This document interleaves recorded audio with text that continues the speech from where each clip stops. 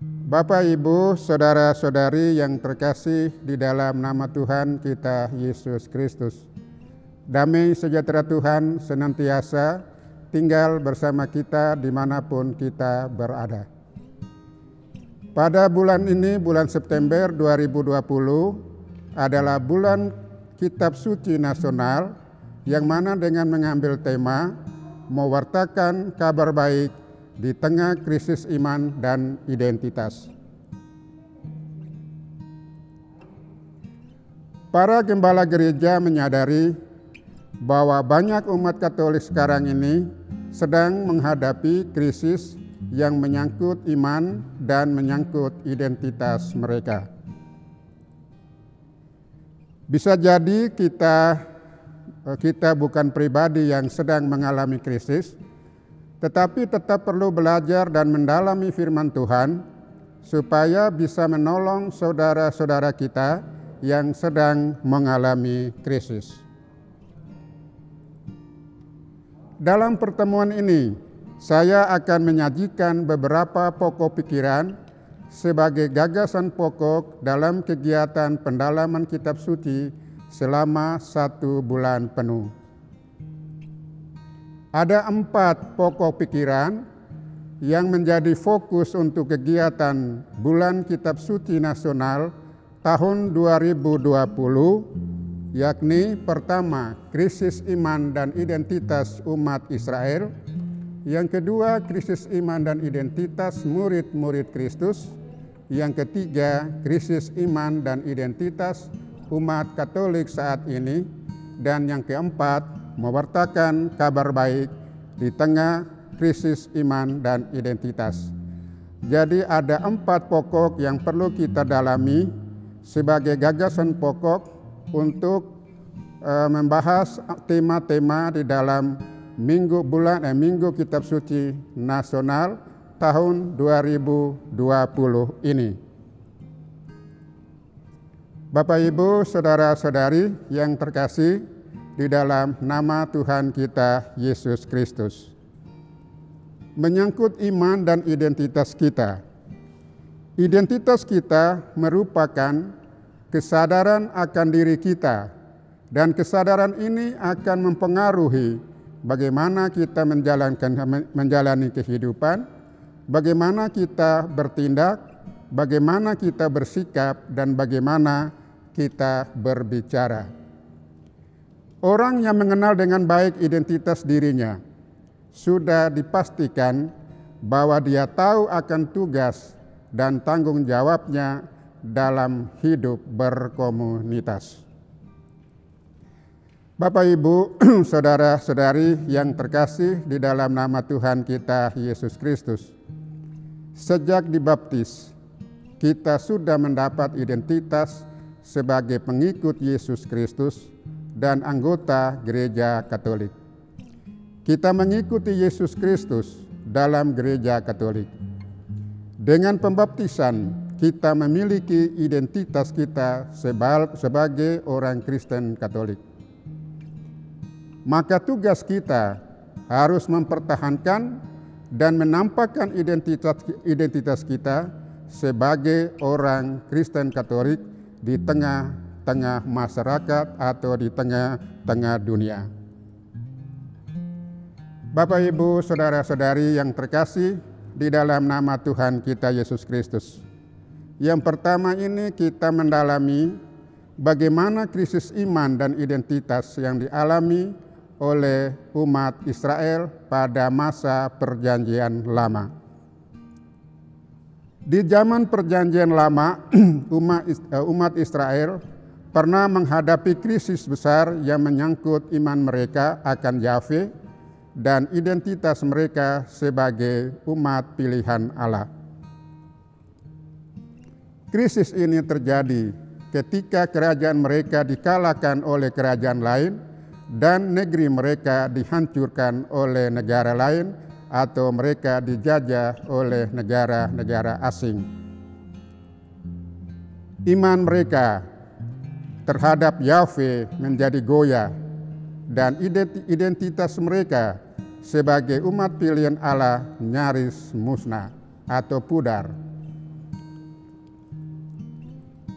Bapak, Ibu, saudara-saudari yang terkasih di dalam nama Tuhan kita Yesus Kristus, peristiwa yang menyebabkan identitas mereka lenyap, identitas mereka pudar sebagai bangsa pilihan karena mengalami hancurnya kota Yerusalem.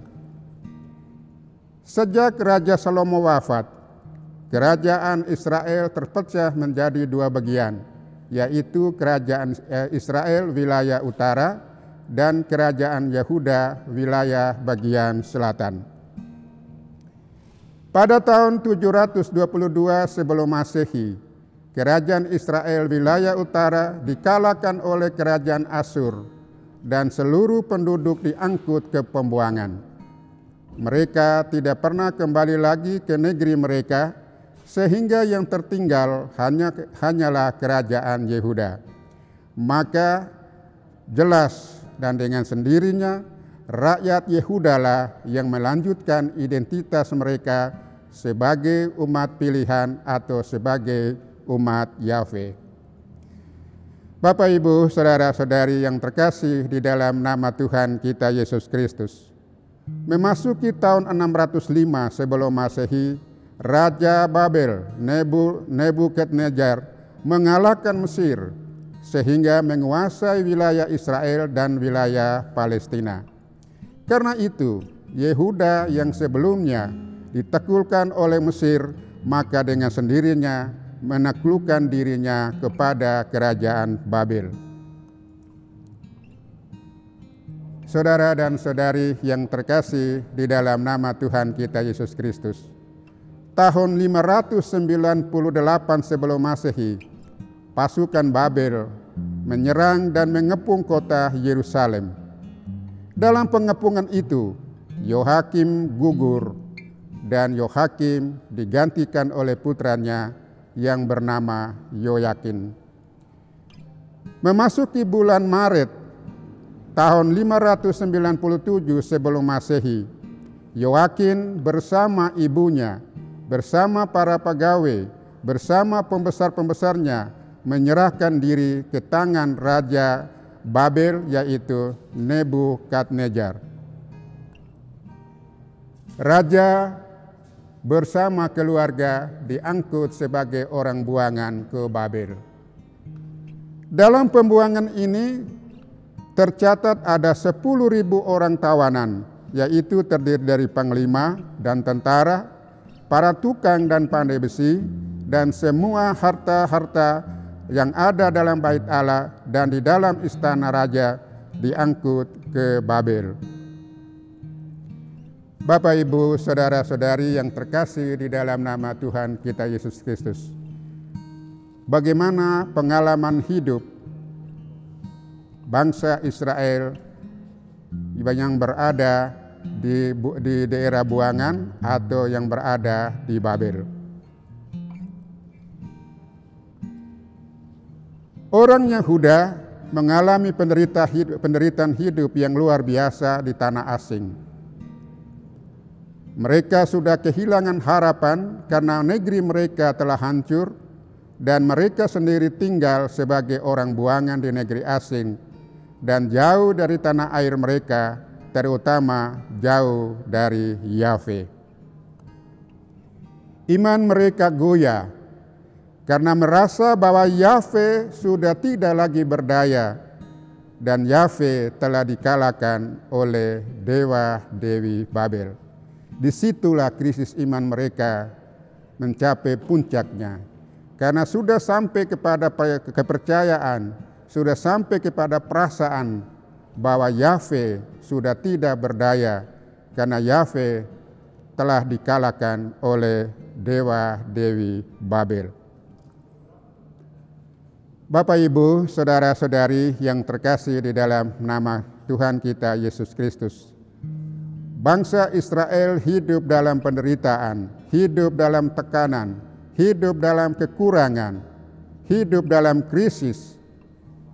Hadirlah nabi-nabi palsu. Dalam situasi yang tidak menguntungkan kehidupan mereka, muncul nabi-nabi palsu. Mereka hadir untuk menghibur mereka, dan menyatakan bahwa kalian ini adalah umat Yahwe, sehingga tidak mungkin Yahwe menghukum kamu sekalipun kamu telah berbuat dosa. Ini adalah hiburan-hiburan dari nabi-nabi palsu. Memang nabi-nabi palsu muncul pada situasi umat yang sudah menentu hidup dalam penderitaan, hidup dalam krisis berbagai macam segi kehidupan. Bapak, Ibu, saudara-saudari yang terkasih di dalam nama Tuhan kita Yesus Kristus. Walaupun mereka hidup dalam krisis, hidup dalam penderitaan, hidup dalam kehilangan pegangan, tetapi mereka tetap percaya bahwa Yahwe adalah Allah pencipta dan bangsa Israel adalah umat pilihan Yahwe. Ini mereka tetap percaya, tetap yakin dalam kehidupan mereka. Pada masa pembuangan ini, para pemuka agama dapat menyelesaikan penulisan kitab Taurat, yaitu ada 5 kitab pertama dalam kitab suci Perjanjian Lama, yaitu kitab Kejadian, kitab Keluaran, kitab Imamat, kitab Bilangan, dan kitab Ulangan, yang sehingga menjadi seperti yang sekarang ini yang kita pakai. Bapak, Ibu, saudara-saudari yang terkasih di dalam nama Tuhan kita Yesus Kristus. Peristiwa ini, pengalaman ini sangat menarik bagi kita sebagai umat Katolik. Bahwa dalam situasi tertekan, dalam situasi krisis, dalam situasi hidup tanpa harapan, tetapi mereka melakukan pekerjaan-pekerjaan yang produktif.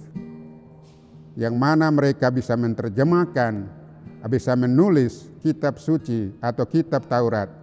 Terdiri dari 5 kitab, yaitu kitab Keluaran, kitab Imamat, kitab Kejadian, kitab Bilangan, dan kitab Ulangan. Iman mereka dengan perjalanan waktu, hari lepas hari, tumbuh.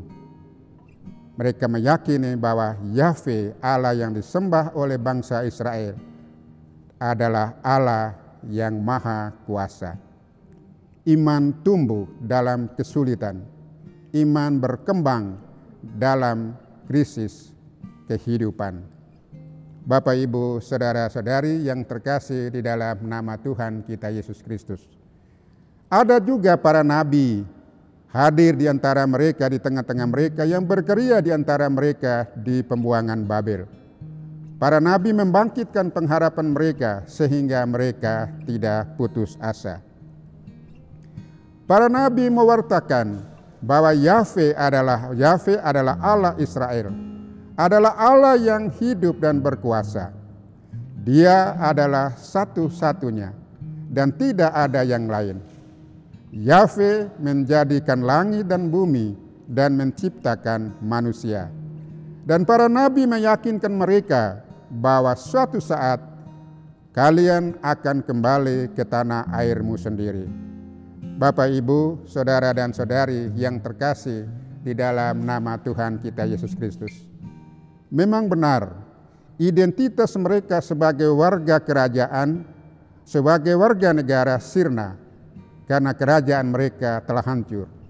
Tetapi mereka tetap mempertahankan identitas mereka sebagai umat pilihan. Ini yang sangat menarik bagi kita umat Katolik sekarang ini.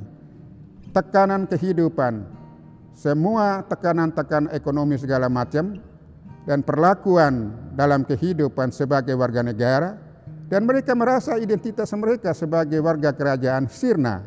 Tetapi mereka tetap mempertahankan identitas mereka sebagai umat pilihan.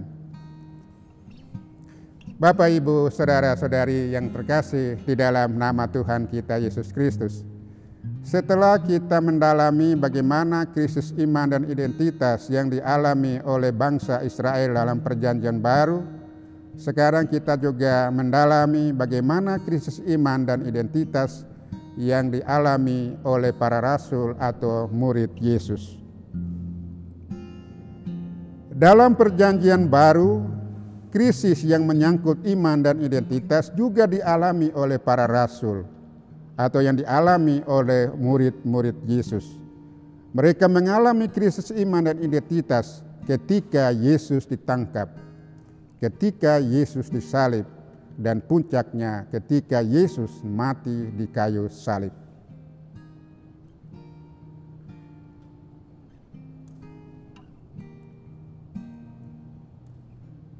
Pada mulanya, mereka begitu yakin kepada pribadi Yesus.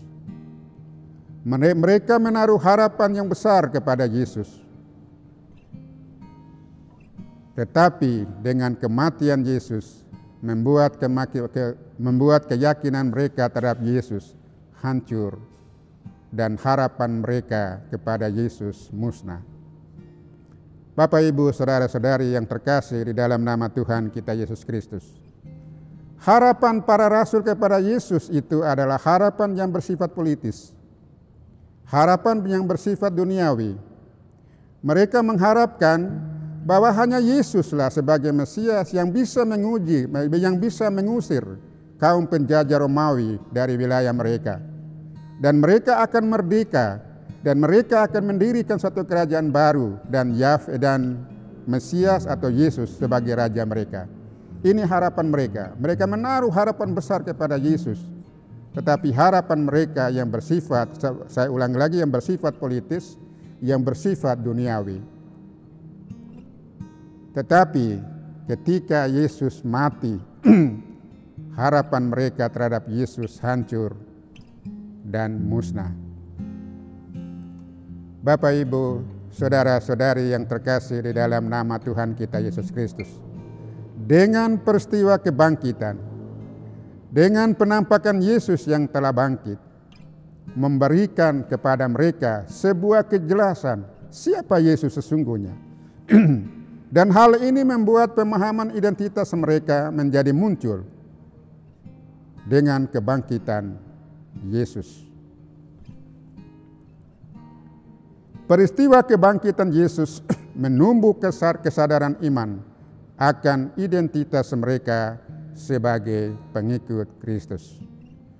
Bapak, Ibu, saudara-saudari yang terkasih dalam nama Tuhan kita Yesus Kristus, peristiwa kebangkitan sungguh menggerakkan hati semua para murid-Nya. Kebangkitan Yesus sungguh memberikan harapan baru bagi kehidupan para murid-Nya.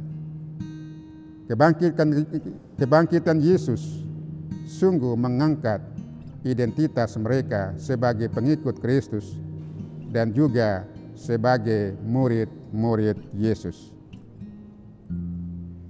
Bapak, Ibu, saudara-saudari yang terkasih di dalam nama Tuhan kita Yesus Kristus, setelah kita mendalami bagaimana krisis iman yang dialami oleh bangsa Israel dalam masa perjanjian lama, juga kita mendalami krisis iman dan identitas yang dialami oleh para rasul Yesus.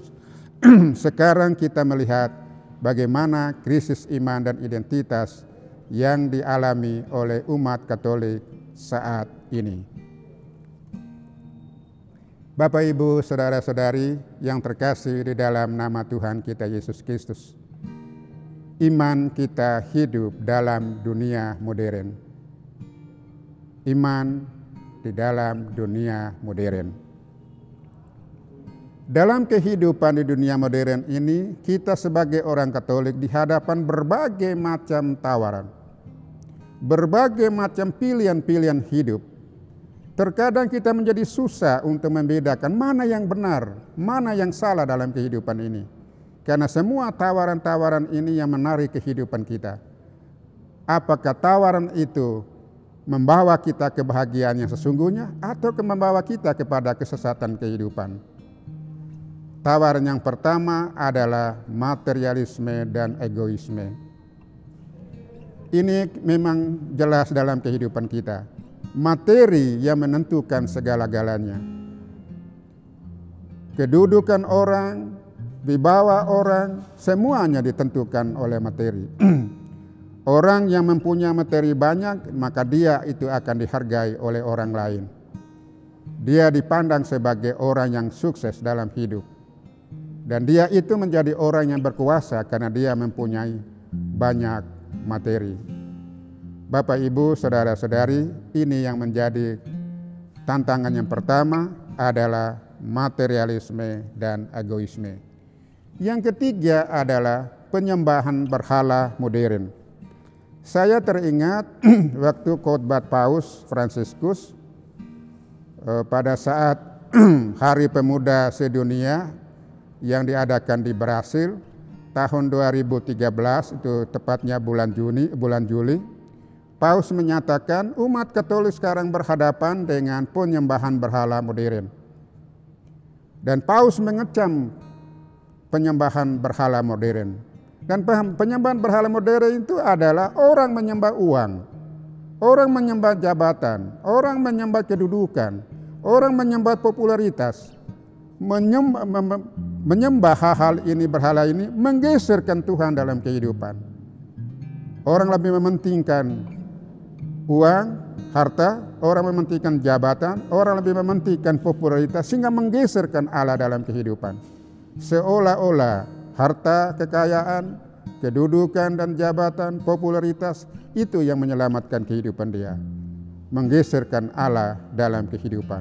Dan ini Paus sangat mengecam supaya orang Katolik menyadari supaya tidak menyembah kepada ketiga hal ini, kepada uang, kepada harta, kepada jabatan, kepada kedudukan. Dan juga Paus mengajak kita supaya perhatian kita diarahkan kepada orang miskin, orang yang terpinggirkan, orang yang sangat sekali hidup tidak ada harapan. Jadi Paus menyatakan fokus perhatian kita sebagai orang Katolik adalah kepada orang-orang yang tidak diperhatikan, orang-orang terpinggir atau orang-orang yang miskin. Bapak, Ibu, saudara-saudari yang terkasih di dalam nama Tuhan kita Yesus Kristus. Yang ketiga, Bapak Gembala Gereja di Indonesia juga memandang bahwa umat Katolik sekarang menghadap gejala dekristenisasi. Itu. Para gembala gereja menyerukan bahwa umat Katolik di Indonesia sudah menghadapi gejala dekristenisasi. Maksudnya dia sebagai orang Katolik, aktif di gereja, mengikuti perayaan Ekaristi, mengikuti kegiatan-kegiatan apa yang diadakan di gereja, tetapi dia tidak mengerti tentang ajaran imannya. Dia tidak mengerti rumusan imannya. Dia melakukan tapi apa yang dia tidak mengerti tentang kehidupan imannya. Dan sekarang seandainya orang bertanya kepada orang Katolik, apa maksudnya pribadi Yesus sebagai manusia sekaligus sebagai Allah? Saya yakin bahwa kita orang Katolik kesulitan untuk menjawab. Ada juga orang bertanya, bagaimana konsep Tritunggal yang tidak masuk akal? Orang Katolik tidak bisa menjawab. Ada lagi orang menyatakan bahwa kitab suci tidak jelas. Injil yang satu ngomong ini, Injil yang satu ngomong lain. Peristiwa yang sama berbicara berbeda-beda. Orang Katolik tidak bisa menjawab. Tetapi dia menyatakan dirinya sebagai orang Kristen, pengikut Kristus, tetapi wawasan dia tidak mencukupi. Saya teringat ada seorang pastor menulis buku, dia menyatakan di buku yang pertama dia menulis bahwa beriman yang sadar dan beriman yang bertanggung jawab. Ini buku ini beredar luas ya. Beriman yang sadar dan beriman yang bertanggung jawab. Kalau beriman yang sadar bertanggung jawab, maksudnya kita mempunyai wawasan tentang ajaran iman kita. Ya, kita mengerti tentang ajaran iman kita. Dan iman itu perlu kita mempertanggungjawabkan di hadapan orang-orang yang lain tidak seiman. Kalau di tempat kerja orang yang tidak seiman bertanya tentang iman kita, kita bisa mempertanggungjawabkan, bisa menjelaskan. Tetapi kalau kita beriman tanpa wawasan, ini jelas bahwa kita akan kesulitan untuk mempertanggungjawabkan iman kita sebagai orang Katolik. Bapak, Ibu, saudara-saudari yang terkasih di dalam nama Tuhan kita Yesus Kristus, sadar atau tidak sadar, akhir-akhir ini muncul nabi-nabi palsu seperti yang dialami oleh bangsa Israel di pembuangan. Sekarang nabi-nabi palsu muncul di mana-mana. Orang mereka mempersalahkan ajaran Kristen, mempersalahkan bahwa orang Kristen ajaran yang tidak benar, membenarkan ajaran mereka. Itu nabi-nabi palsu sekarang muncul di mana-mana. Kalau kita ikut di YouTube, di video segala macam, ini nabi-nabi palsu banyak sekali, mempersalahkan ajaran Kristen, mempertentangkan kekristenan kita, dan membenarkan ajaran iman mereka.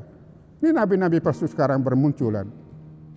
Sekarang yang terakhir muncul lagi nabi palsu wanita, ya, menyebarkan ajaran-ajar yang bohong, ajaran-ajar yang tidak benar.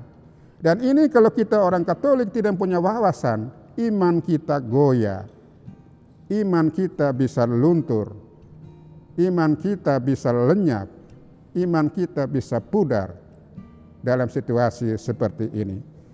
Ya, saya sendiri agak heran, mengapa umat Katolik itu wawasan ajaran imannya itu sangat memprihatinkan. Kenapa? Karena buku-buku yang dijual tentang ajaran iman Katolik, iman Kristiani, itu dalam bahasa yang kita mengerti, ditulis dalam bahasa Indonesia. Bahkan kitab suci ditulis dalam bahasa daerah kita masing-masing. Apa yang menyebabkan kita tidak mempunyai wawasan tentang ajaran iman kita? Bapak, Ibu, saudara-saudari, inilah gejala dekristenisasi yang sudah dilihat oleh para gembala kita di Indonesia.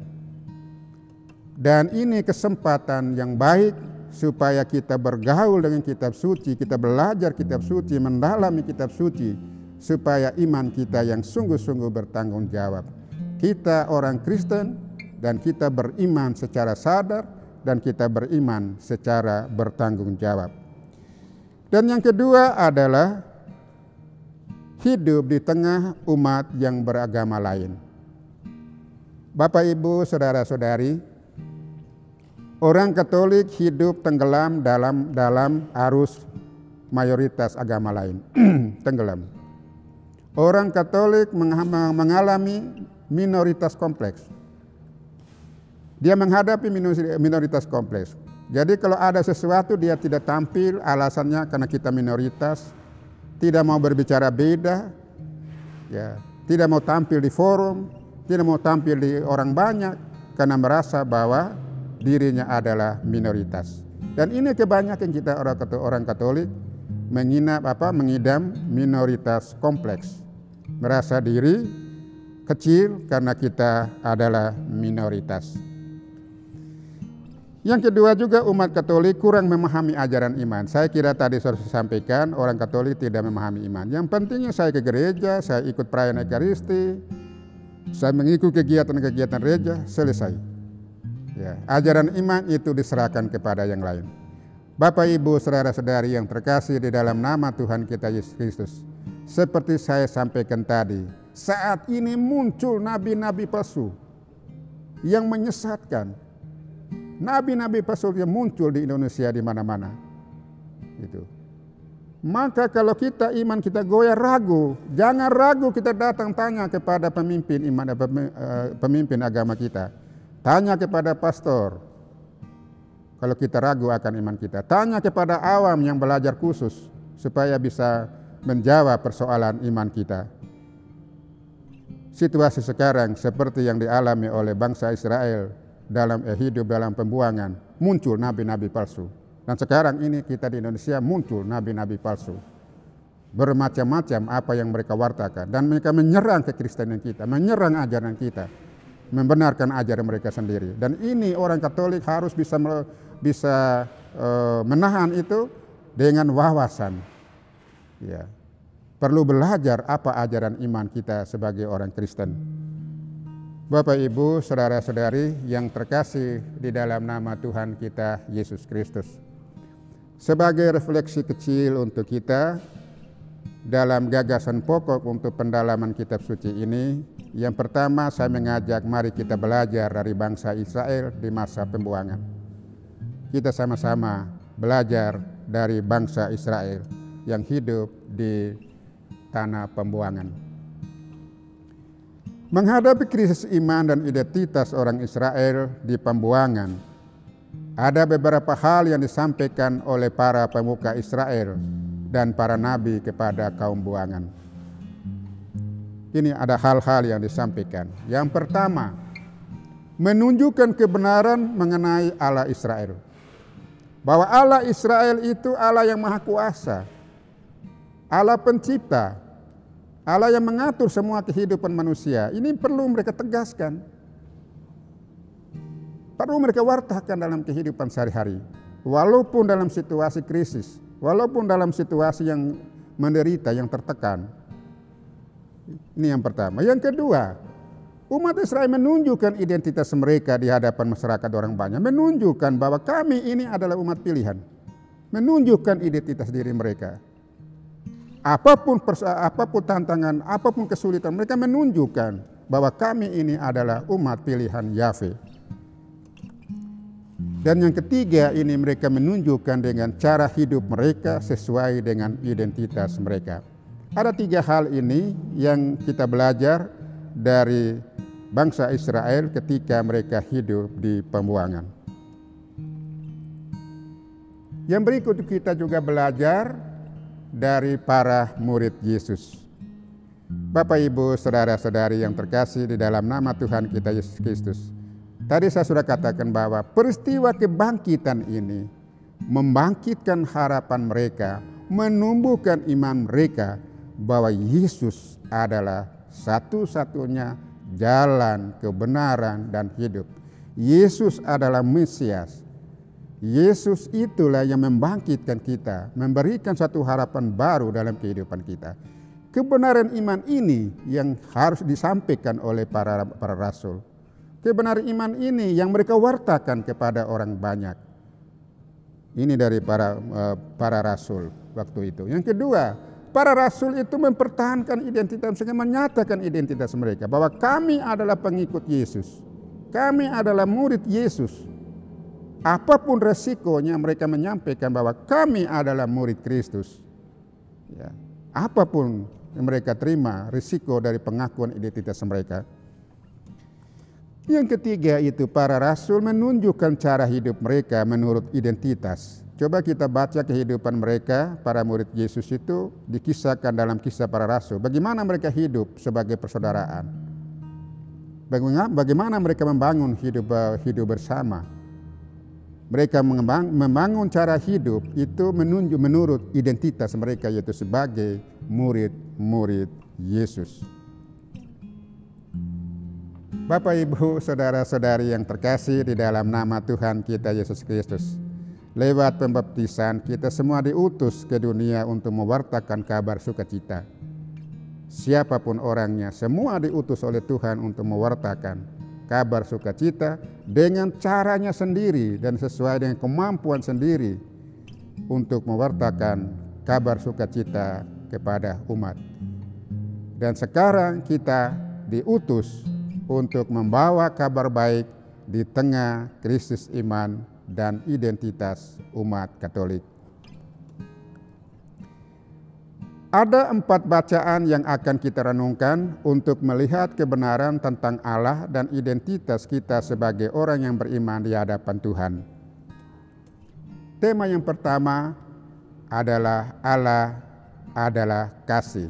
Rujukannya 1 Yohanes pasal 4 ayat 7 sampai 21. Ini tema pertama, nanti minggu ini kita akan mendalami tema pertama, itu Allah adalah kasih.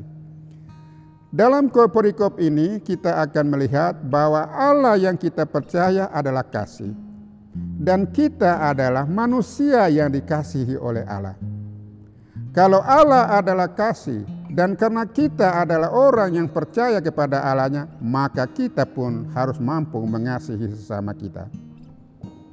Allah adalah kasih. Allah sudah mengasihi kita. Karena kita adalah yang dikasihi Allah, maka kita juga harus mampu mengasihi sesama kita.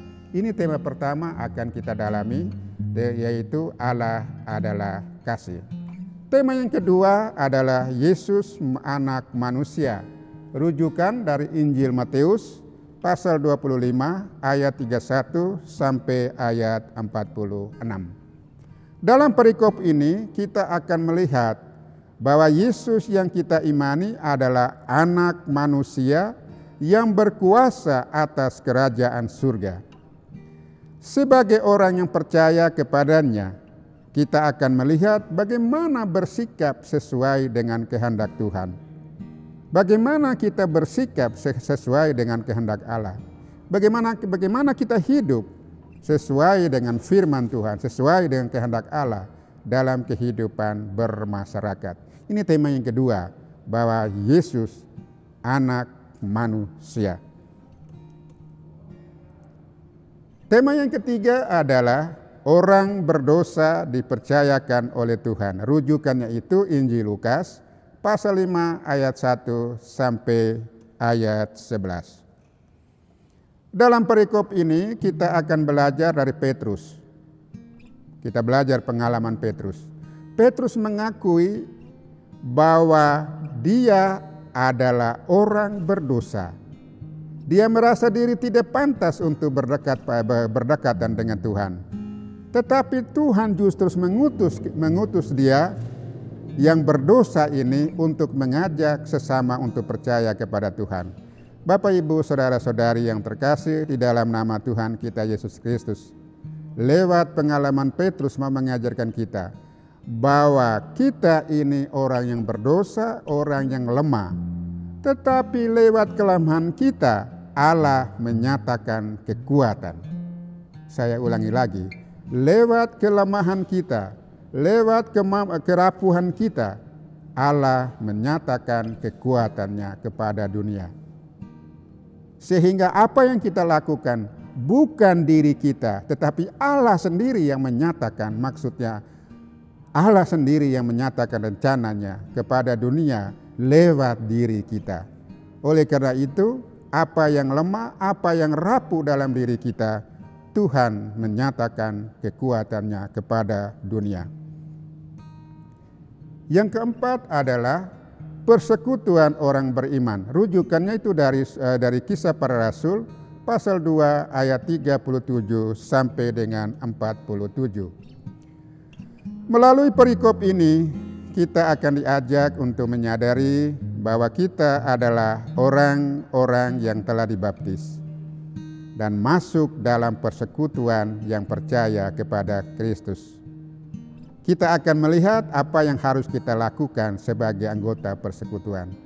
Bapak, Ibu, saudara-saudari, seperti umat Israel menyadari identitas mereka adalah sebagai umat pilihan, sekarang kita menyadari diri kita sebagai orang pilihan Kristus, orang pilihan Allah.